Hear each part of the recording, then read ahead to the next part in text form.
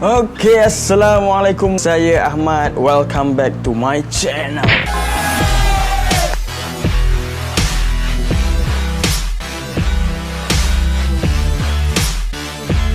Sebelum saya mulakan, saya nak buat satu pengumuman. Anda perlu tunggu sampai habis video ni sebab saya ada satu surprise untuk anda. So kita sambung cerita daripada yang minggu lepas. So kami berhenti dekat tepi jalan. Kami pasanglah kami punya dapur. Kami start masak lah. Adilah pun dah buka kuali dan kami masak cekodok dan kami sarapan dekat tepi jalan tu. Itu je pilihan yang ada. Sebab yang kat depan tu bukit, yang kat belakang pun bukit. So kami dah penat lah nak pergi cari pot untuk makan yang baik lah. Kami makan kat situ juga.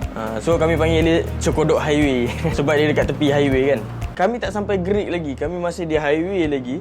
Daripada Baling tu kami nak pergi ke Greek. Banyak sangat memanjat dan kami sangat letih. Dia macam panjat turun macam tu lah. Tak semua waktu kami kayuh basikal. Sebab ada juga yang kami tolak basikal. Barang memang sangat berat. Ada certain masa kalau dah penat sangat tolak, kami tidur kat tepi jalan macam tu lah.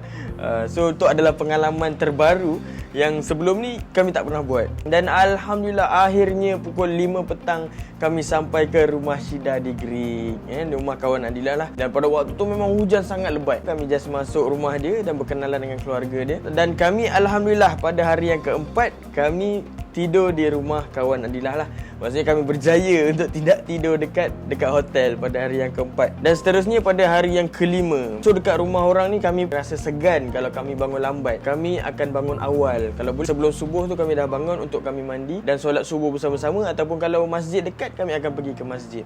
Dan kami bangun awal lah pada waktu tu. Kami bangun pukul 5 pagi dan pukul 6 kami dah bersiap sedia untuk nak kayuh basikal lah. Dan say goodbye to keluarga Syida. So kalau Syida tengok video ni, kami nak ucapkan ribuan terima kasih kepada Syida dengan keluarga yang sudi invite kami untuk tidur pada satu malam lah. Alhamdulillah, terima kasih diucapkan. Dan ayah Syida nak pergi ke hospital lah, ada appointment dengan doktor. Dan kami keluar sama-sama, kami keluar sambung kayuh dan mereka ke klinik kesihatan. Dan waktu tengah kayuh tu, waktu tu tayar pancit. Waktu tu saya belum ada idea macam mana nak tampal tiup tu tau. Apa yang saya buat adalah saya akan tukar tiup baru. Sebenarnya bila tiup tu bocor, sebenarnya boleh tampal je. Kita boleh tampal menggunakan tiup yang lama yang bocor tu. Kita gunting dia dan kita tampal guna gum dan lock tu.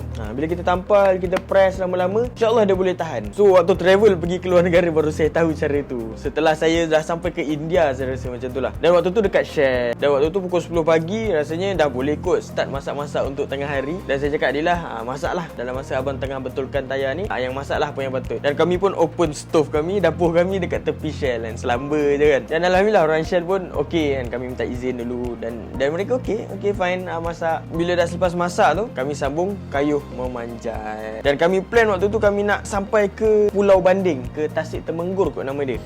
Assalamualaikum warahmatullahi wabarakatuh. Sekarang jam menunjukkan pukul 11. Kami dalam perjalanan ke Jeli. Sebelum Jeli, kami akan ke Tasik Banding. Ini bukit dia lagi curam daripada semalam dan panjang gila. Tapi kami tetap juga akan mengayuh kayuh lah. Okey. Ini trek paling tinggi sekarang ni. Tak tahulah elevation berapa. Okey. Sekian, terima kasih. Warahmatullahi wabarakatuh. Sekarang jam menunjukkan pukul 2 petang. Kita sudah berada di Perak. Rupanya kami sampai pukul 3.30 petang. Tempat tu memang sangat cantik lah, subhanallah. Memang sangat cantik. Saya rasa sangat rugi kalau kami tak tidur kat situ satu malam. So waktu tu first time kami camping dalam perjalanan daripada Kuala Perlis. This is the first time kami camping. Dan kami pun set lah kemah. Tapi waktu tu pun sama juga, hujan sangat lebat. Dan pukul 5 petang macam tu baru reda. Dan site memang sangat lecak, sangat basah. Kami pasang je kemah. Walaupun dekat Tasik tu sebenarnya ada hotel atas kapal tau. Tapi kami prefer untuk camping lah. Sebab camping kan percuma. Kalau atas kapal tu berbayar lah kan. Dan dia ada juga toilet, gerai makan. Sangat best lah dekat tempat tu. Dan you all, saya suggest kalau you all nak kayuh basikal, saya suggest you all pergilah dekat Royal Belum ni. Tempat dia memang sangat cantik lah untuk you all camping. So kami camping kat sana dan kami terus tidurlah satu malam. Dan itu hari yang kelima kami berjaya tidak tidur dekat hotel. Dan seterusnya hari yang keenam Sekarang kita berada di Tasik Banding. Tasik Temengor lah sayang. Di Pulau Banding, di Perak. Hari ni adalah hari yang keempat. Hari yang kelima. Perjalanan kami, kayuhan kami yang kelima. Cantik tak? Kami seperti biasa bangun pukul 6 pagi, tapi masa tu rasa macam malas gila nak bangun sebab bukan kat rumah orang dan bukan dekat masjid. So kami bangun solat subuh dan kami lepak-lepak, tengok view, enjoy view semua dan sebagainya. Ending dia kami set up kemah pukul 10 baru start kayu. Dia macam tu lah, kalau kami camping selalu kami akan gerak lambat.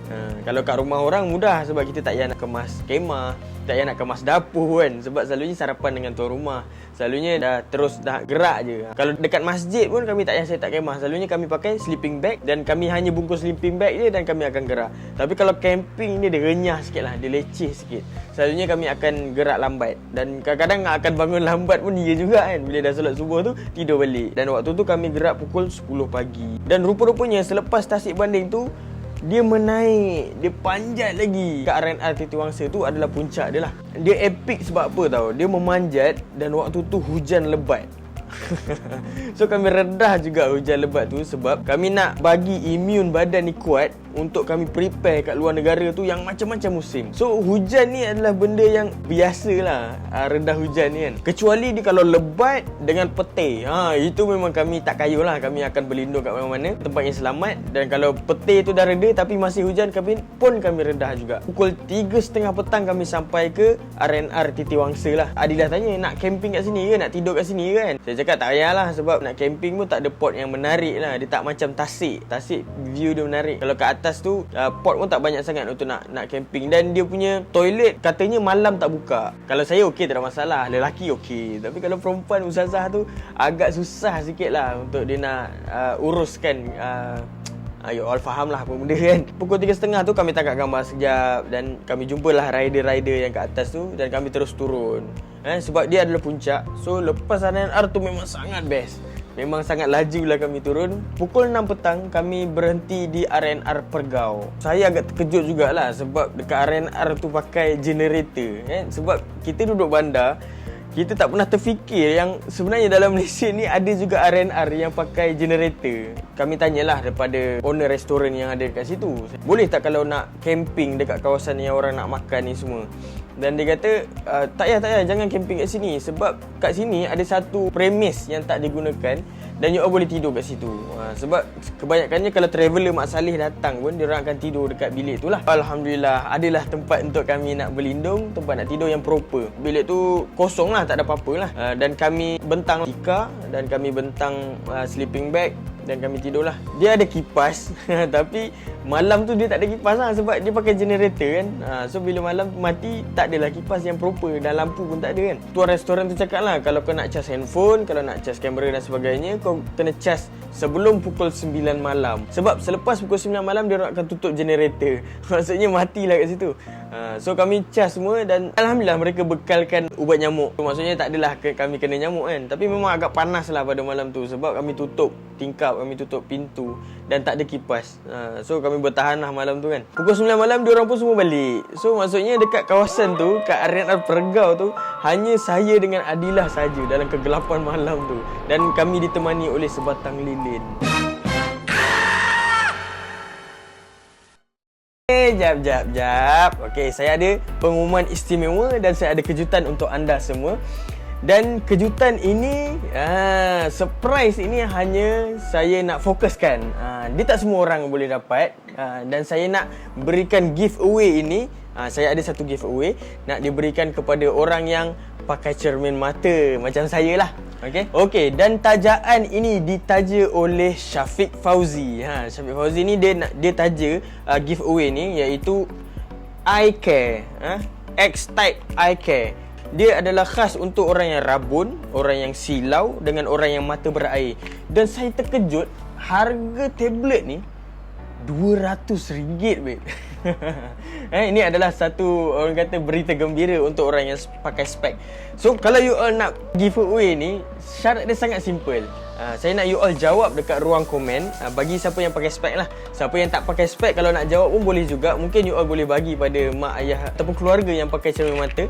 Soalan dia mudah. Adakah anda prefer untuk pakai spek selama-lamanya ataupun tak pakai spek langsung, dan kenapa? You all jawab sekreatif mungkin, dan insya-Allah jika kami nampak jawapan anda tu sangat best dan sangat kreatif, insya-Allah saya dengan pihak penaja akan pilih anda dan kami terus send pada anda dengan secara percuma. Sehingga kita berjumpa lagi di episod yang akan datang. Saya Ahmad. Assalamualaikum warahmatullahi wabarakatuh.